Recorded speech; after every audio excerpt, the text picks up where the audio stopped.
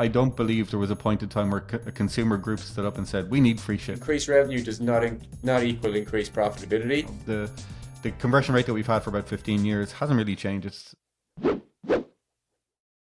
Hello and welcome back to the StoreHero Podcast. This week we are joined by a familiar face. Many of you probably know, many of you may not know. It's Vinny O'Brien.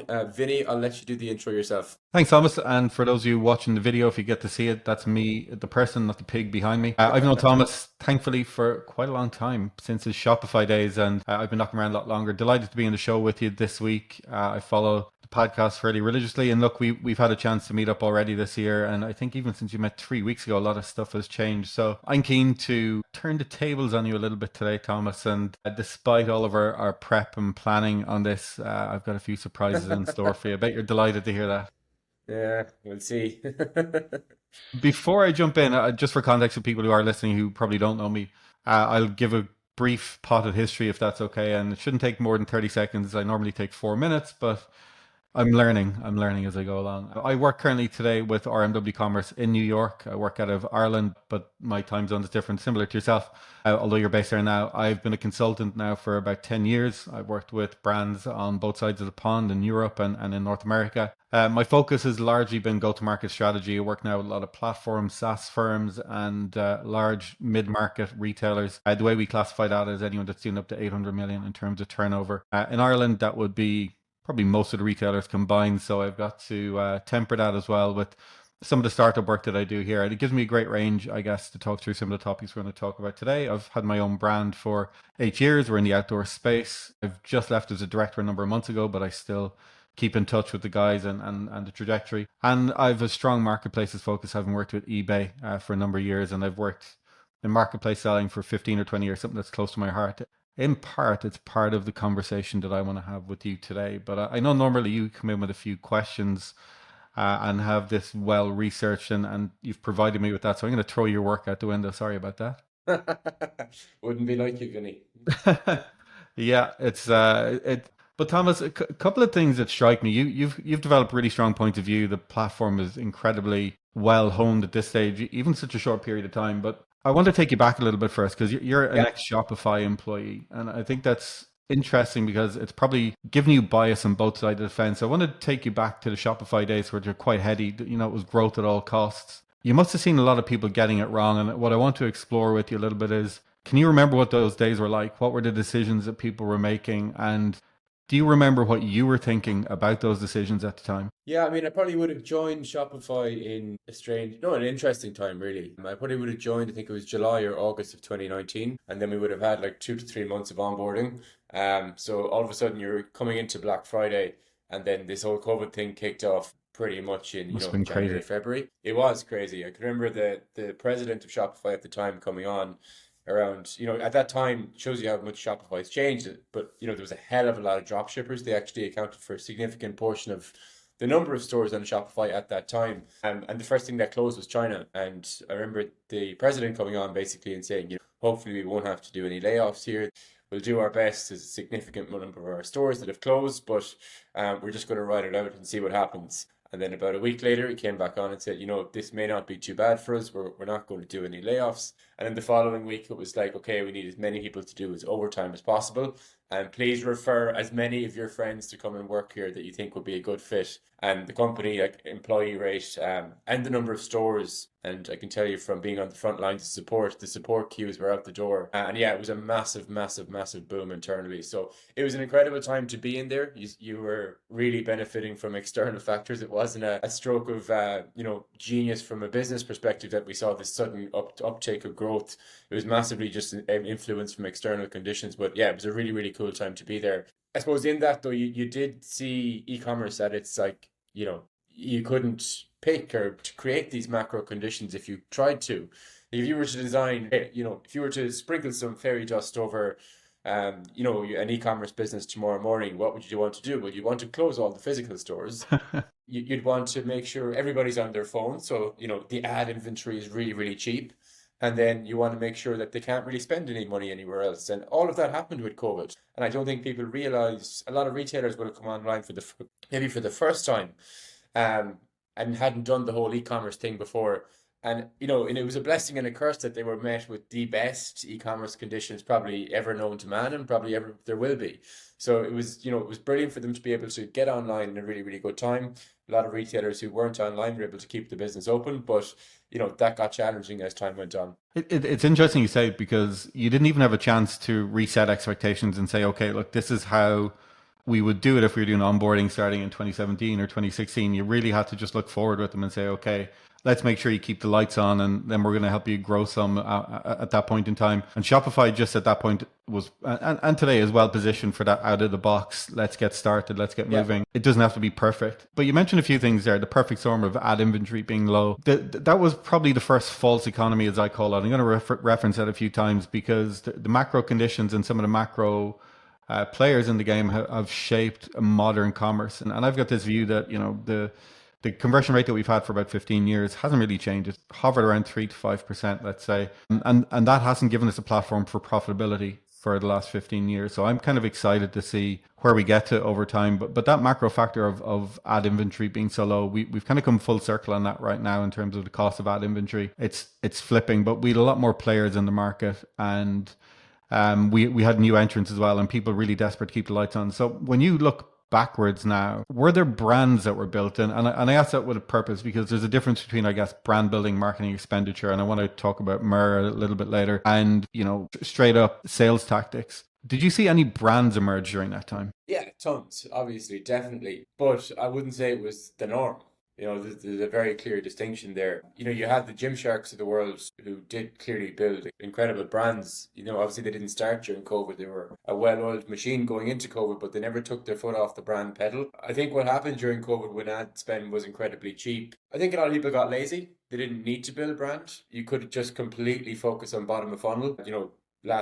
Conversion campaigns essentially, to just capture people who were already about to purchase, get them over the line. And that came at the behest of brand, yet it was still marketing. And I think a lot of people got credit for being, brilliant marketers, but it was more so a function of really, really cheap ad inventory. People have just been on their phones all the time. Again, I find it interesting, because some of the things that you've mentioned, you said people got lazy, and I think it's a learned behavior. It's similar to what I wanted to say about free shipping, but we'll get to that in a little while. And as I said, I'm trying to turn the tide on you a little bit, because you normally get to ask the questions and be well prepared. But I just think you've got a really interesting contextual point of view. But that was a learned behavior, because people didn't know any better. How did you find that people were responding then when we were emerging out of COVID, growth rates were dropping, and all of a sudden there was a realization that maybe this wasn't right for me in the way that I've designed it the first time I did this? How did product market fit affect people? And maybe we'll just start by clarifying, at least in your terms, and I'll throw my 2 cents in. How would you classify product market fit for people? Yeah, and I just even think, just before we jump off that last point, the last point to note is, as we were exiting COVID, iOS 14 dropped in May of 2021. And what was this minor little Apple update turned out to be pretty significant for the e-commerce industry as well. So just on that point, do you think it scared people, or was there a real change in ad performance from your perspective? it was a big change. Absolutely. Killed a lot of brands. And have they recovered? Some have. And just from your perspective, how did they navigate their way through that failure in what was probably their lifeblood for many of these guys? Meta being that number one place they were spending money. How did they recover out of it? Honestly, like, going back, you could put up an ad of the worst image of all time. So you've seen my ads, right? Exactly. I know what you're saying. You could put up a picture of a bottle of water, half drank, and you would have sold it on Meta. And at the time, back in 2020, you could have sold anything. As soon as iOS 14 came in, the power of the platform, and I suppose the levers that you still have at your disposal, probably moved from what they were beforehand, which was the ability to do extremely granular targeting, to really having a fantastic creatives at your disposal. So it kind of became marketing again, to a certain extent. Interesting that you used the bottle half full or half empty analogy. I would have seen the bottle as half full, but there you go. That's just how we see things differently. But again, another point that you touch on, and as I was thinking about this, you have described marketing there, that we got back to marketing. It became an activity in almost functional e-commerce trading. The science of marketing was lost a little bit along the way. Would you agree or disagree? Wholeheartedly agree. I think the brands that never took their foot off that marketing pedal are the ones that are now, absolutely roaring through. And unfortunately, the ones who just relied on bottom of funnel meta campaigns are the ones that are really, really struggling now. Like if your meta tax has increased, which it has for every brand, in the last 2-3 years, that's a really, really hard business to scale. But if you have taken the time to consistently invest in brand and keep the marketing, you're benefiting from increased brand recognition in a time where the Facebook tax is still going up for everybody. But because you've made that top of funnel investment consistently over the last number of years, you don't have to feel the full wrath of that Facebook tax in order to grow your revenue and your profitability. And I think speed of reaction to some of these creative challenges as well is something that you guys have honed in on as well, and within the platform. And I've seen it firsthand doing some work with you where we can assess the creative the creative differences between ads and just how they perform and how they're perceived by the market as well. How did you guys just come up, or was that the genesis of that part of the platform for you, or was it being asked for by clients? So I suppose really what we're trying to do, obviously we're trying to help people improve their profitability on a daily, weekly, monthly basis, that kind of thing. But, on top of that, was trying to save people a hell of a lot of time. If I'm running an e-commerce business, I probably have 12 different tabs open to run that business. I'm probably opening Shopify in 2 or 3 tabs. I probably have Meta, Google, TikTok, Avio, GA4, all open to run the same business. I don't know if you definitely have been in the Meta Ads Manager, but to do a creative analysis of your 20 different campaigns that you're running is incredibly cumbersome. I mean, for a company with as much money that these guys have, and the money that's invested in, that's the golden goose. The navigation of that platform is awful, to be completely honest with you. So it was a clear opportunity for us, and we actually have a lot of customers who predominantly use the platform for the creative analysis. It wasn't what we had it built for, but it's been a really, really nice bolt on and something that we've been able to improve people's, I suppose, time and efficiency in terms of how they actually analyze their paid media campaigns. And obviously the creative is one of the biggest levers that they have at their disposal today. So if we can help them do a better job with that, everybody's delighted. Yeah, particularly when the need to replace ad inventory and creative inventory is so pressing on people right now that you can't really be affording to spend time trying to navigate your way through a platform on a daily basis. The clients I've seen working on your platform that I work with, they don't use the core platforms at all, which is a real tip of the cap to you guys. I'm not here to necessarily sell in on the platform, but I take the point that time and efficiency are so important to e-commerce managers and e-commerce executives. And that's a global problem for people, I think, time and effort and also knowledge, because platforms change so frequently. And I love as well that you're taking the onus off the brand owners as well to be keeping up with updates that are going through the platforms as well. I'm going to tip on that in just a minute, but product market fit was that conversation that I started on. It's a difficult one because for a lot of people, and I can say this as a consultant, it is probably wrong for 50-60% of people that product market fit isn't there. If you're a reseller, it's really difficult to go on and obtain the sort of margins that you need to become really successful and really profitable. And for me, that's one of the resets that I think we're going to now have. And if I talk to people in private equity or VC world, they're looking for brands with better product market fit. Is that a typical entry point discussion when you're talking to people, or where does it come, or does it even come up? And I've seen you sit there biting your lip sometimes, but when does it or when should it come up in your opinion? Well, immediately. Whenever you're thinking about building an e-commerce business, and if you haven't started, it should be a conversation today, if it never has been. I mean, just to your point, I suppose, if you're a reseller of a product, let's just take, for instance, if you were JD Sports and you're selling Nike runners, the Nike runners have product market fit, but does your business have business market fit to sell those runners? It's probably the way I would look at it. There's kind of distinctions there as well. So, if you are a reseller, you probably have anywhere, and again, this is very, very different. I know the likes of Apple, when they're reselling it to electronic retailers, have like sub 10% margins because they have that brand built. But ballpark, from a StoreHero perspective, what we're kind of seeing with retailers is anywhere from 35 to 25% gross profit margin.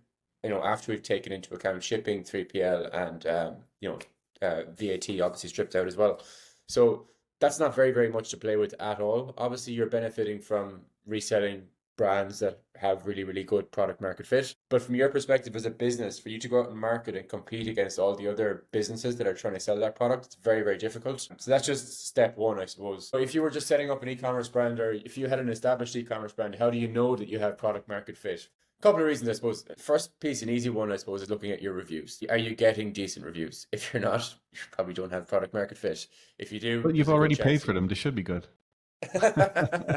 Shh, don't say the quiet parts out loud.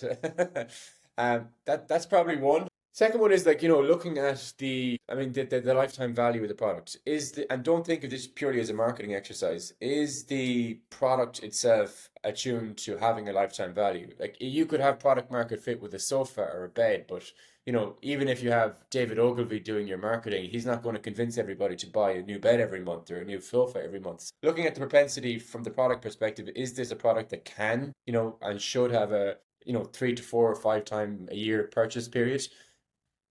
Is that where our competitors are getting? Is that where we're kind of stacking up at the moment? If you're on that track, another good sign that you have product market fit. If it's not, you probably have a problem and you're trying to push a boulder up a hill by spending more on Meta and Google. And I suppose the last piece I would say on that is what percentage of your traffic is coming from organic versus paid media? Because if you're relying on all of your revenue strictly coming from paid media, maybe you don't have the product market fit that you might think you or want to have because you're still just paying every single customer to come in the door. Like if you have good product market fit, you're going to be getting a ton of referrals and you're going to be getting a ton of inbound organic traffic coming to your website that you should not have to pay for. Yeah, it's an interesting one because there's probably about 80 or 90 ways we can bring traffic to a site. I looked at that old peso model. It's, paid, earned, shared, owned. We tend to forget about it a little bit, and because of that COVID period, we've been reliant on paid for so long. But there's a lot of other ways we can do it. I think what we're put off by is the work that's required to go into it, because some people say it's a dark art. It's not. I think all the evidence and information is there now if you wanted to get into strong SEO or organic led marketing or community building, which it's probably the biggest theme I'm seeing emerging at the beginning of this year, is people getting into real community building in a way they haven't done in maybe 8 or 9 years. And having been on the side of it, we crowdfunded to the tune of over $3 million over 5 years. So I've been entrenched in community building for some time. It takes time, it takes effort, it takes all those things that maybe get into e-commerce to avoid, which is the immediacy of a sale and the idea that you can capture someone's attention really quickly, which I think is kind of unique. Product market fit is something that I would see people struggling with right now. What gives me pause for hope, though, is that we definitely have frameworks available now to allow that to become better. The one other thing, and I'd love to hear your thoughts on this, is with the geopolitical landscape right now, it's becoming difficult and for us to really understand what way things are going to go, like for cross-border trade. I would say that my brother went over to America like 30 years ago on a J1 visa, which is a holiday visa for students in Ireland, and they can go and do their thing. You have to plan your phone calls with your family, all that kind of good stuff. But he could access products in New York that would never hit the shores of Ireland. So when he came home 4 months later, I was like wondering what's in his bag. What am I going to get? What's that cool thing that I'm never going to see here? And I've got this idea that we moved into the McDonald'sization of everything. So you could get any product anywhere in the world. It really came down to price and delivery. I love to think that we're going to enter back into a world where you don't have a homogenized product, that we will see differentiation again, which is how you can start charging different pricing for different products. And it's giving me pause for hope. Do you see that something like that is going to be possible in the landscape that we find ourselves in right now? What a question. We're talking about it's crazy. And as I say that, my wife, globalization, I suppose. My wife is delivering lunch to me. I'd love to turn the camera so you could see all this, but it's embarrassing for both of us. Yeah, it's a macro type question, but I think it's possible. I've cut you off there a few times, so sorry. Yeah, I mean, who knows what's going to happen here, to be honest with you. There's a lot of talk. There's a lot of people very worried. I was at a conference here on Monday in New York, and a lot of people were very, very worried. A lot of big kind of e-commerce, FBA heads, FBA kind of individuals, I suppose, really. Some DTC as well, but primarily FBA.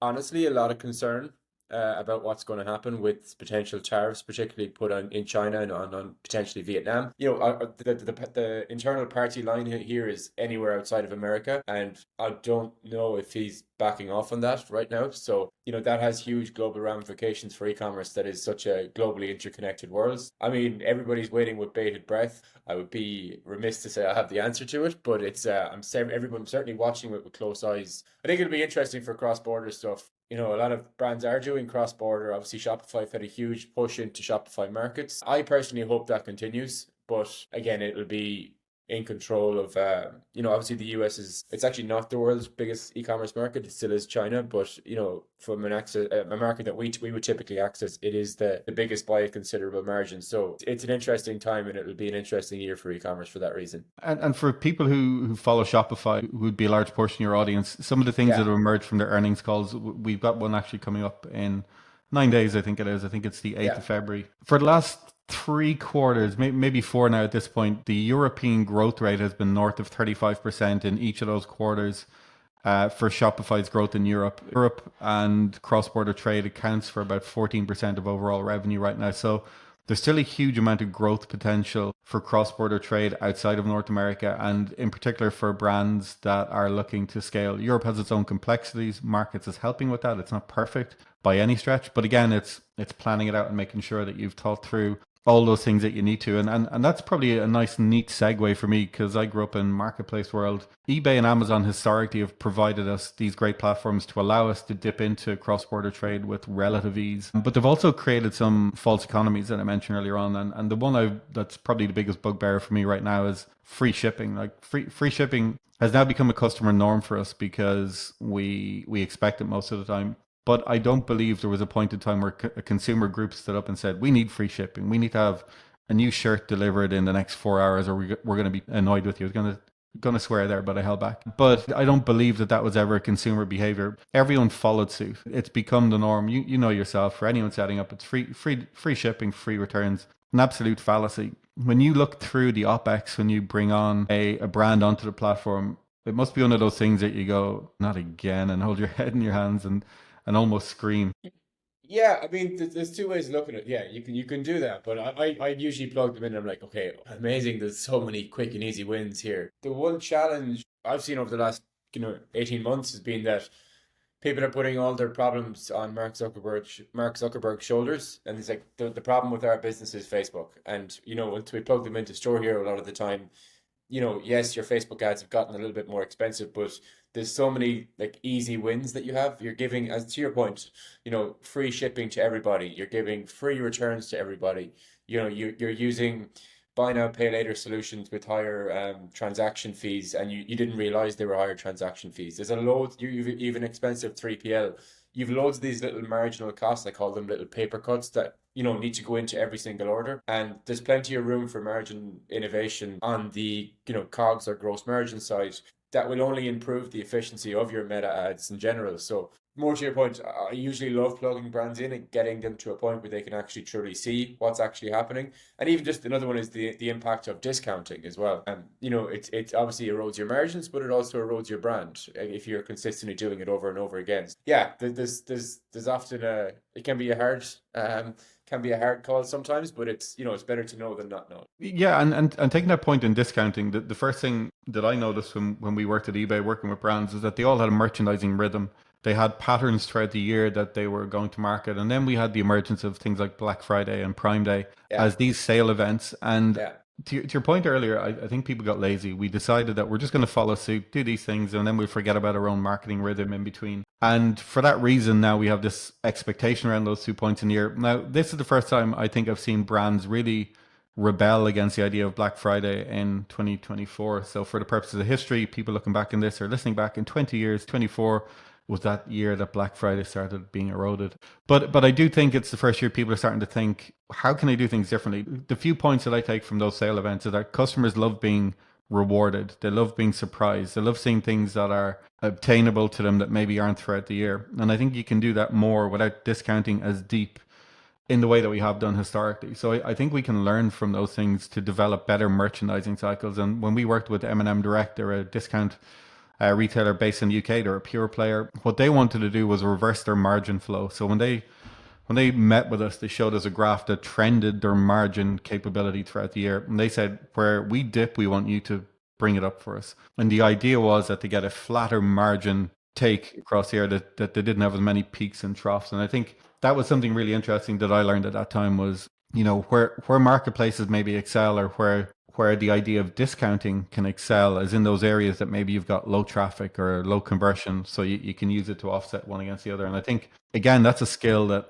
I'm kind of keen to see coming back into e-commerce, is trading and merchandising. Do you see that as a skill that is had by many, or is it something that is by the few? By the few. I mean, it's business. I just think the business part of business has kind of gone out of it from a DTC standpoint over the last couple of years. And I think the reason for that is that it was just masked by cheap ad inventory from Meta and Google. You didn't really need to think about the boring, unsexy side of the business. It all just kind of works. But that's changed, and it's just getting back to your point, business principles, really. So 100%. I think one of the biggest challenges I see with brands is that the individual who's in charge often of the free shipping, free returns, and discounting strategy is not the business owner. They're not responsible for a P&L.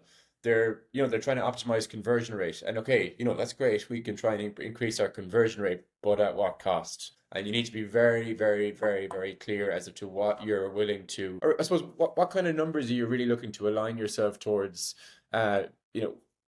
What are you gunning towards? Because even just to double click on that point, too many retailers and brands are solely orientating themselves towards revenue every week. So I mean, just paint a picture here. It's the 30th. No, it's the end of February, whatever it's going to be. We're 5 days left in the month, and we've like 20 or 30% of our revenue to make up. What's going to happen if I'm in charge and I have full autonomy over all the discounts and I have full autonomy over the ad spend? I'm going to give a 20%, 30% site-wide sale, and I'm going to pump the hell out of Meta and Google, and we'll probably hit that revenue marker, and we'll give ourselves a green tick, and fantastic. The issue with that is you've probably sucked all the margin and you've eroded the brand, and the business owner at the end of the day has set the business up to extract enterprise value in the form of profit out of that business. Just be very, very clear, like increased revenue does not equal increased profitability. It probably did a couple of years ago, when your Facebook tax wasn't where it is today, but things have definitely changed. So just make sure that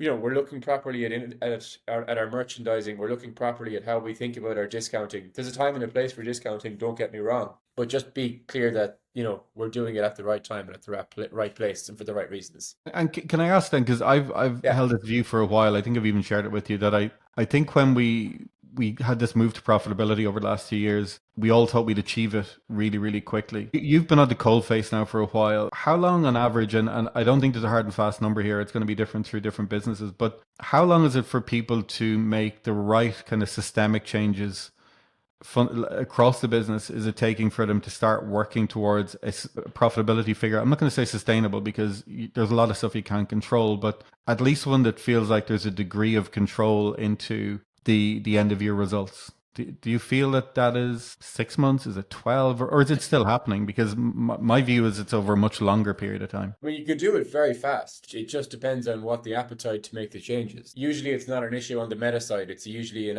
issue on the operating expense side.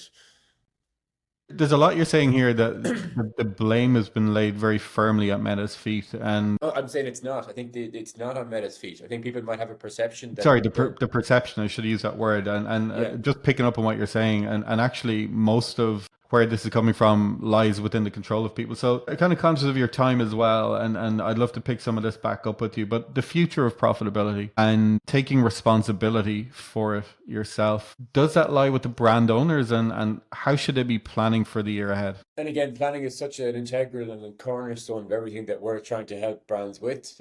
Make sure that whoever's building the planning, the forecasting, understands your marketing. Make sure whoever is doing your marketing understands your finance plan.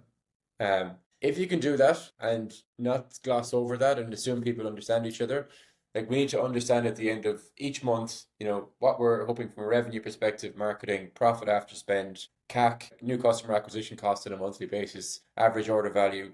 There's about 20 different markers that you're looking for to understand, are we on track? Are we off track? Orientating ourselves towards a North Star profit goal for the end of the month, end of the year. That's the way, and probably the best advice I could give to people is make sure those two functions are properly in step with each other. E-commerce has evolved from what was purely a marketing play, for a long time, to a numbers game wrapped in a marketing cloak. And that's a really succinct change. So those two functions need to speak the same language. If you think about an accountant and a marketer, they're usually not friends with each other. They're very, very different people. But for your e-commerce business, they need to understand each other. They need to be on the same page to really drive profitable and sustainable growth going forward. Interesting you say that. One of the views that we've taken at RMW is that the CFO now knows more about marketing than a CMO ever does about finance. And I think until that balance swings the other Yeah. way, we're not going to see much. But I'm going to try and get to a wrap now at this stage, because I want to come back and visit some of this with you. What I wanted to look at specifically, if we could talk about it again, is the speed challenge. So channels are growing all the time. Even in the time, if we were to speak in 2 months' time, I think we would see a very different landscape. TikTok Shop will have emerged. We have Amazon in Ireland, which is going to impact people as well. It's launching on March 6th. And I'd love to talk to you through the challenge of marketing planning itself. Specifically, how do you deal with new channels? How do you use an efficiency ratio to get away from day-to-day oversight or micromanagement from an owner's point of view? And the final part of all of that is this idea of ownership structure. I think, publicly owned companies, and you see it more in North America, they behave really differently to privately owned companies. And that ownership structure, I think, determines a lot of the rhythm of the business and also the culture that prevails. So look, loads more to talk through, but I want to thank you for letting me on your podcast, but letting me quiz you a little bit, Thomas, because look, Really you have enjoyed such it. an enormous base to talk through as well, and so many reference points that I don't think ever fully get to be exposed. I hope I've done a little bit of justice to that in some of this, but I'd love to explore it a little bit more, and maybe over a longer time period on the next show, if you'll have me back, that is. We will indeed. We will indeed, Vinny. Thanks very much. Really, Amazing. really enjoyed it. Even if you did throw my original plan out the window for this. Yeah, and my lunch is now gone cold, so look, that's my penance for doing that to you. But thanks so much for having me on, and I look forward to catching up with you soon. Brilliant. Thank you.